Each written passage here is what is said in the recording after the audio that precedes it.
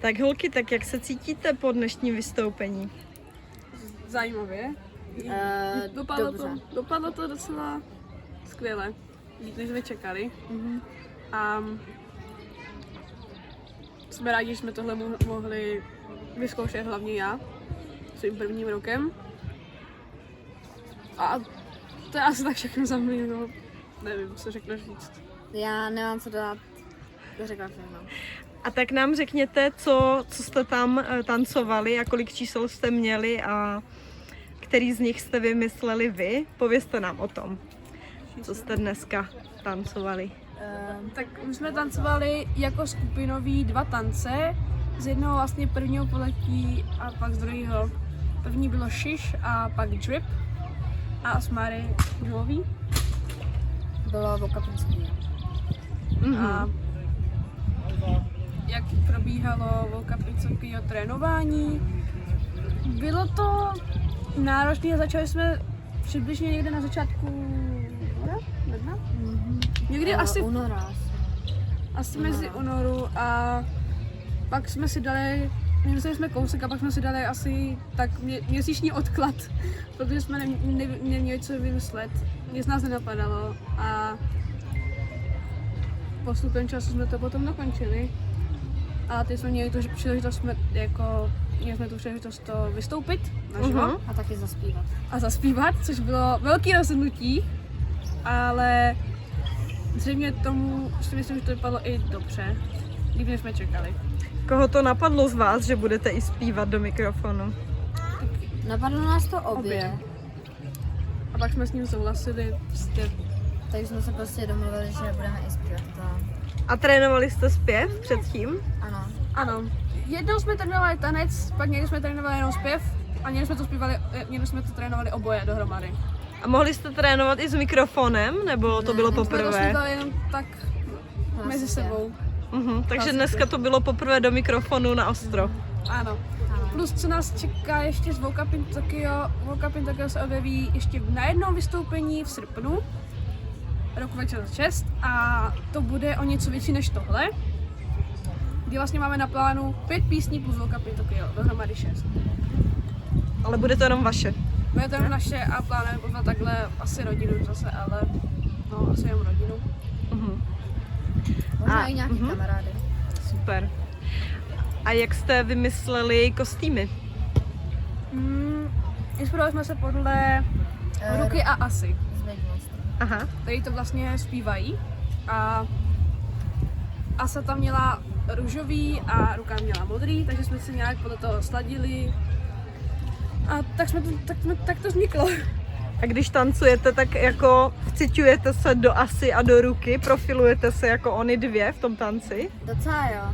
Naše přezdívky, když to tak vezmeme, tak moje Asa a její Ruka. A jenom v tom tanci, nebo jako To říkáme všeobecně? si tak i jako obecně někdy, To si říkám tak. ale jinak se oslovujeme většinou jménem. A to je vlastně jedna z mála věcí, kterou jsme vymysleli i k tomu. Je to trochu nereálný, Baby Monster pravá ruka je starší než Asa a teď já jsem Asa, která je mladší než Ruka.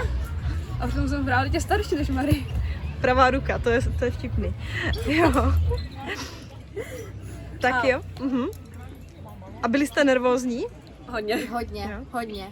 Nejhorší byl ten pocit, když jsme se asi 10 minut před začátkem té akce jsme se rozhodli, že prostě my tam uděláme ruch a ten pán tam musel hledat mikrofony a Dokonce ten 5 byl- minut před akcí to bylo.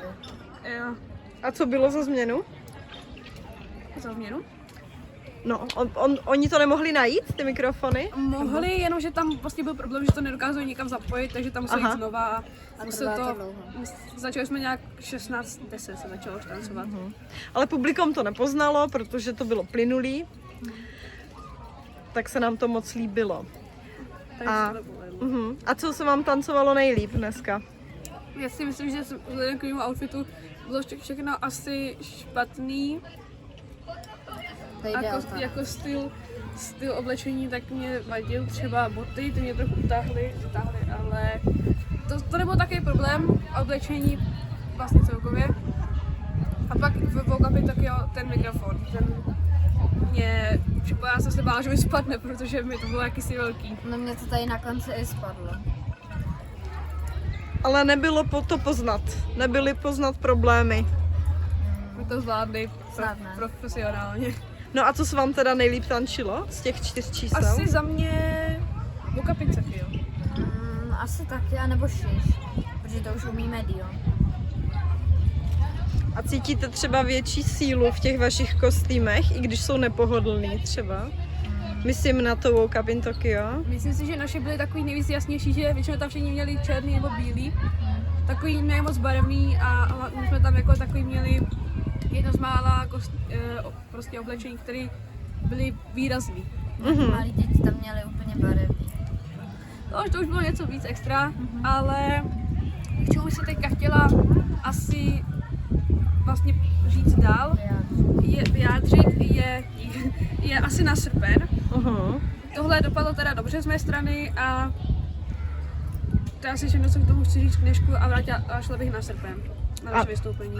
A co teda připravujete na srpen? Nebo jak se ohledně toho cítíte? Z mé strany já se bojím, že to nestihneme zvládnout časově, protože to má být kolikátý? 20. Druhýho? Jo, myslím, že jo. 22.8. 2006. Vlastně představujeme 6 K-popových písní, no dohromady 6 K-popových písní od různých skupin, na které vymýšlíme sami choreografie. A tak no. Já se jen bojím na ten srpen, že jakože nepůjdeme slyšet, když budeme zpívat tou kapelku. Tam znovu budeme zpívat Woke Up in Tokyo a tam nemáme mikrofony, takže budeme muset použít tu ozvěnu, co tam je a budeme snažit se zpívat nahlas. A budete kupovat nějakou techniku, třeba nějaký reprák nebo něco takového? Reprák, co používáme na trénování, máme, ale myslíme si, že si můžeme od někoho půjčit, který by byl víc hlasitější, aby to šlo víc slyšet, ale na tom ještě musíme zapřemýšlet, protože ten, co máme, je dobrý, ale ten, co máme, tak je dobrý, ale chtěli jsme něco hlasitějšího. Nějaký větší. Ale zase problém možná v tom, že když budeme mít hlasitější, tak potom nedokážeme přespívat ten reprák ve Woke Up in Tokyo. Takže ještě nad tím budeme se přemýšlet. Chtělo by to asi nějakého asistenta, který by vám s tím pomohl. Budete říkat někomu třeba, aby ty písničky pouštěla, zastavoval během toho dalšího vystoupení? Ne. Ale my to máme jakože vymyšlený, je to jako takový, máme tam stage present, což je prostě nějaká prostě... Moderátorka? Ne, úplně takhle ne, jenom prostě, že překvapíme nejen písničkama, ale ostatníma věcmi, co se vlastně budou týkat toho vystoupení. Což je vlastně zatím jako tajný a jsme neprozradili nic. To je překvapení. Dobře. A chcete k tomu říct ještě něco? Na závěr? Tak Asi ne. já bych asi dodala třeba, že jak se vlastně jaký máme vztahy, když vymýšlíme choreografie, nebo jaký to je. No, tak nám to povězte. Jak spolupracujete? Občas nám to nefunguje a někdy prostě to nejde podle plánu, ať už zapomeneme, nebo se neshodneme. Nebo každá to dělá jinak. Každá to dělá jinak. Nebo jedný to nejde. Takže musíme vždycky vymyslet buď něco jiného, nějak to zachránit, nebo vymyslet prostě něco jiného. Nebo to trošku upravit. No. A druhá věc, v choreografii se vymýšlel, tak je to náročné to vymýšlet, zhruba z té strany, že nevíme, co máme vymyslet a když už, tak nejvíc vymýšlím choreografie asi já, ale Mary taky někdy něco napadne, takže to tam dáme a teď jsme momentálně už v té písni a doufáme, že to stíháme. Já si teda nemyslím, že to stíháme. Co si myslíš ty? Podle mě to stíhá.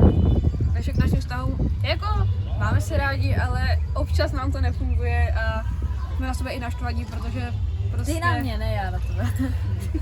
Protože prostě za mě Já jsem naštvaná, protože prostě to chci mít za sebou a já nejsem ten člověk, který by to prostě zvládal jednoduše někoho učit něco. A když mu to prostě nejde, nebo to na to zapomene, nebo to nevychází, tak je to prostě pro mě špatná situace. Proto se tak někdy chovám. Ale nemyslím to špatně, je to prostě tím, že ti na tom záleží mi hodně. na tom záleží a chci, aby to bylo perfektní, když vím, že se snažíme i když vím, že třeba Mary se snaží jak nejvíc může, ale já jsem prostě netrpělivý člověk a nedokážu to pochopit asi.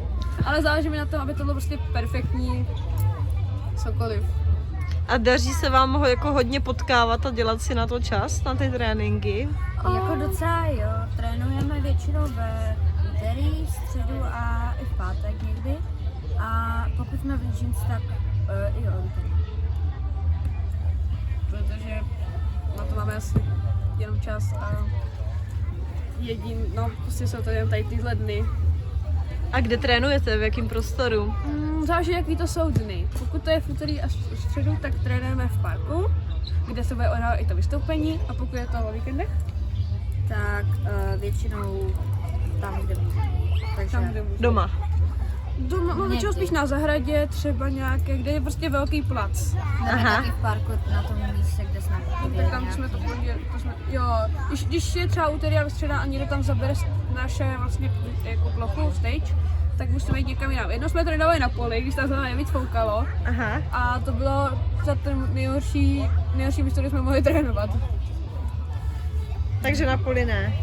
A poli asi už radši ne, takže jsme bylo volný stage. A obvykle teda trénujeme, kde vlastně můžeme a kde je největší plocha asi. Takhle. Dobře. Tak ještě něco? Jen vlastně, že se těšíme na srpen a další informace budou až v srpnu. To už bude asi finální před tím vystoupení a pak konečně vydá s vystoupení. Dobře. Tak jo, tak dík. Tak čau. Čau.